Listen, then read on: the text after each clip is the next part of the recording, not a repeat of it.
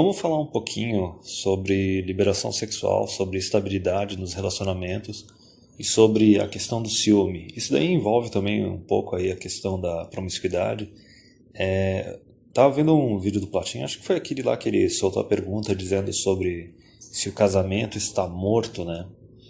E daí tem uma parte bem interessante que ele comentou a respeito do ciúme, não só o ciúme que o homem sente, mas que a mulher sente também. E por que isso está tão grande, tão crescente na sociedade atual? É por causa do seguinte, se tu for pegar, não existe mais estabilidade nenhuma em relacionamentos. Quando eu digo estabilidade, eu estou falando assim da parte de segurança mesmo. E isso não é só uma coisa só de namoro, né? Teve uma época que, por exemplo, namoro ainda poderia ter alguma segurança, mas uma segurança menor do que se tu tivesse casado, certo? Só que a partir do momento que tu vai inicialmente legaliza um divórcio, né? Divórcio a troco de nada, que seria no fault divorce, né? A pessoa pede divórcio de uma forma totalmente leviana, simplesmente porque está infeliz ou insatisfeito. E também a partir do momento que tu não tem mais nenhum tipo de penalidade para traição, né? Para adultério, na verdade existe penalidade para o homem, né?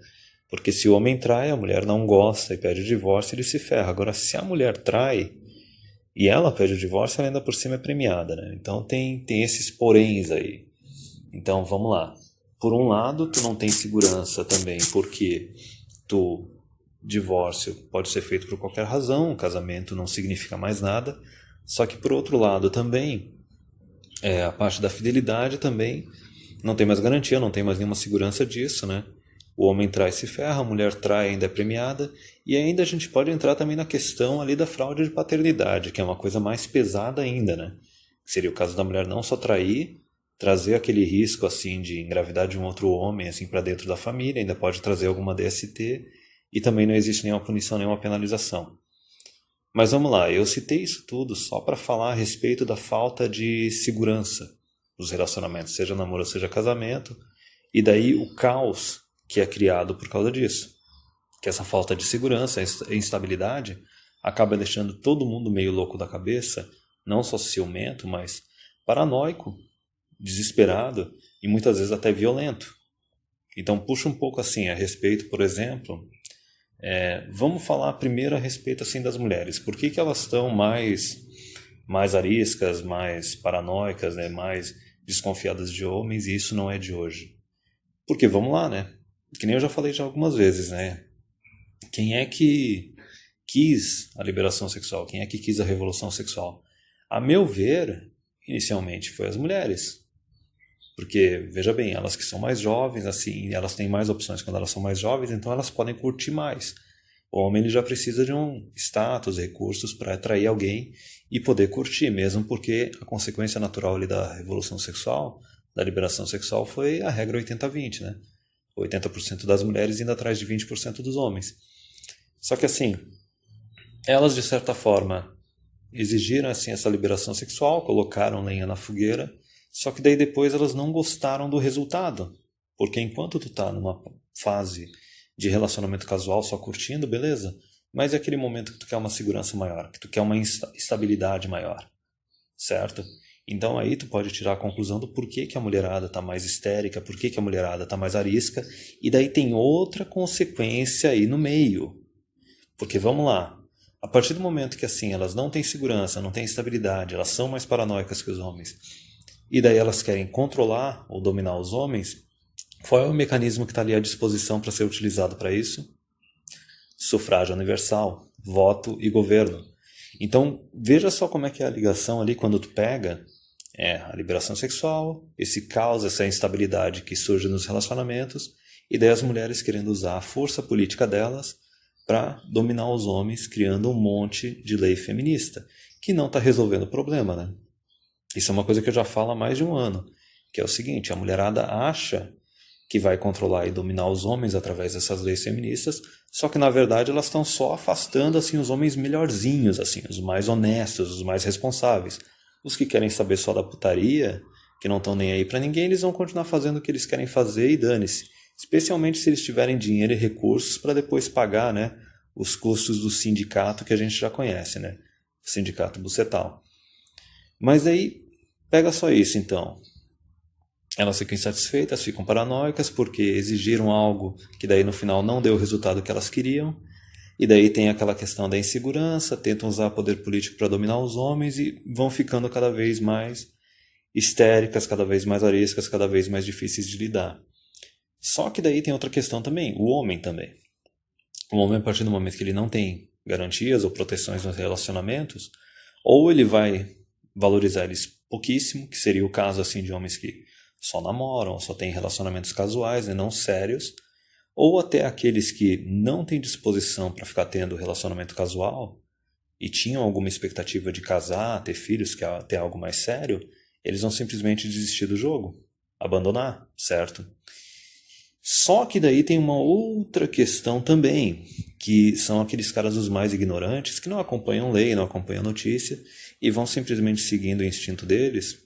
E é aquele cara normal, o bem gado. É aquele cara que chega lá aos 25 anos de idade, já tá casado e já tá com filho, assim, mal saiu da casa dos pais e foi já morar com a primeira ou segunda namorada que ele arranjou. E daí, de repente, ele descobre a situação na qual ele está vivendo. Ele percebe que já está no casamento, já está ali com o filho, só que daí ele descobre que ele não tem direito nenhum na parada. Não tem direito ali à segurança, assim, digamos assim, da fidelidade. Ele vê que a mulher pode fazer o que ela bem entender, pode fazer ele de gato e sapato. Não tem direito sobre os bens dele que ele conquistou, porque numa dessas entrou de ignorante ali, já está na partilha parcial de bens, certo? Não tem direito sobre os filhos, porque daí percebe que não só a mulher pode terminar o relacionamento a qualquer momento e ainda levar as crianças. É por isso que eu falo que, né, o relacionamento para o homem, assim, o relacionamento moderno, ele é extorsão. Porque ele tem que ficar fazendo lá o que a mulher quer e agradando ela, e a hora que ela se desagradar ou se decepcionar muito, ela pode tirar tudo dele.